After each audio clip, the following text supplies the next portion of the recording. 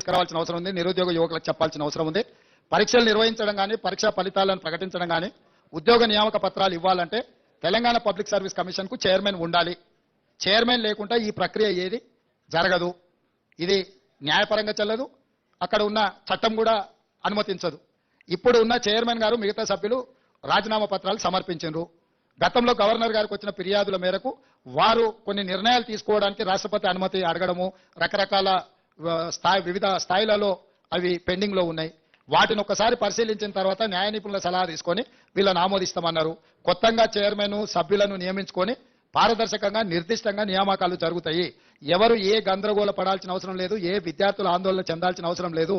ఇవాళ ప్రశ్నాపత్రాలు పల్లి బఠానీలలాగా జిరాక్స్ సెంటర్లో అమ్మకాలు జరిగినప్పుడు ఉన్న చైర్మన్లు మెంబర్ల మీద నిరుద్యోగ యువకులకు విశ్వాసం లేకపోవడం, నిర్వహించిన పరీక్షలన్నిటిని కూడా రద్దు చేయడం, రకరకాల గందరగోళ పరిస్థితుల్లో ఈ రోజు విద్యార్థులు నిరుద్యోగ యువకులు ఉన్నారు.